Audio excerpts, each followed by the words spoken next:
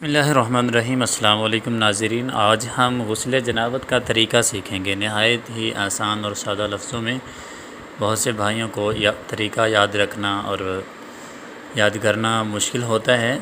عموماً لوگ فرائض اور سنن بتاتے طریقہ جو ہے وہ بہت زیادہ لمبا اور مشکل کر دیتے ہیں، جبکہ میں آپ کو سادہ لفظوں میں انشاءاللہ یہ سمجھاؤں گا تو اور آپ اس کو بھول بھی نہیں سکیں گے۔ آپ یہ ذہن میں رکھیے کہ غسل کے 3 سٹیپ ہیں، جن میں سے پہلے 2 سٹیپ ہر شخص کو آتے ہیں اور تیسرا سٹیپ آپ نے بس اس کی ترتیب یاد رکھنی ہے۔ پہلے سٹیپ میں استنجا کرنا ہوتا ہے، اور دوسرے سٹیپ میں وضو، اور تیسرا سٹیپ جو ہے وہ ہوتا ہے غسل کا۔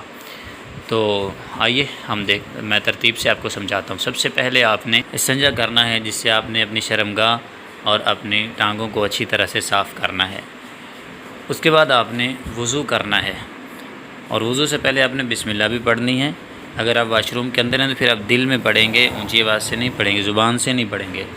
اگر واش روم سے باہر ہیں تو پھر آپ زبان سے بسم اللہ پڑھیں گے۔ بسم اللہ پڑھنے کے بعد آپ نے ویسے ہی وضو کرنا ہے جیسے ہم نماز کے لیے کرتے ہیں۔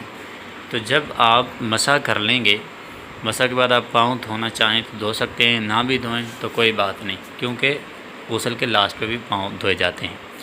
جب آپ نے وضو کر لیا، وضو کرنے کے بعد آپ نے اب تیسرا سٹیپ جو کہ یاد رکھنے والا ہے، اس میں سے پہلا کام یہ ہے کہ آپ نے اپنی انگلیوں کے ساتھ سر کے بالوں کا خلال کرنا ہے، یعنی انگلیوں کو تر کرنا ہے، اور اچھی طرح آپ نے بالوں کے اندر انگلیاں جو ہیں وہ رگڑنی ہیں تاکہ آپ جڑوں تک پانی پہنچ جائے۔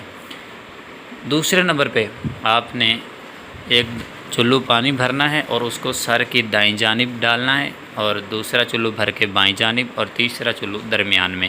3 چلو آپ نے سر پہ پانی ڈالنے ہیں، تو اس کو اچھی طرح سے مل لیں آپ۔ پھر آپ نے سر پہ پانی ڈالنے کے بعد آپ نے پھر ایک چلو بھرنا ہے اور اپنے دائیں کندھے پر، اور اسی طرح پھر ایک چلو بھر کے بائیں کندھے پر۔ تو آپ ایک کی بجائے 3 مرتبہ بھی کندھوں پہ پانی ڈال سکتے ہیں، کم سے کم 1 مرتبہ۔ جب آپ کندھوں پہ پانی ڈال لیں گے، اس کے بعد آپ اپنے سارے بدن پہ پانی بہائیں گے، جیسے ہم عام نہاتے ہیں ویسے ہی۔ اس میں آپ صابن بھی یوز کر سکتے ہیں، 1 مرتبہ لگانا چاہیں، شیمپو آپ بالوں کو لگا سکتے ہیں، جتنی مرتبہ آپ پانی بہانا چاہیں بہا سکتے ہیں۔ لیکن اگر آپ طاق رکھیں گے تو وہ بہتر ہے، یعنی 1 یا 3 یا 5 مرتبہ۔ تو جب آپ اچھی طرح نہا لیں گے، آپ کا غسل مکمل ہو چکا ہے، تو آپ غسل خانے سے باہر نکل کر، یا اگر غسل خانہ صاف ہے تو پھر آپ اپنے پاؤں جو ہے وہ دھو لیں گے، اور پاؤں دھونے کے بعد پھر آپ وہی دعا پڑھیں گے جو ہم وضو کرنے کے بعد دعا پڑھتے ہیں۔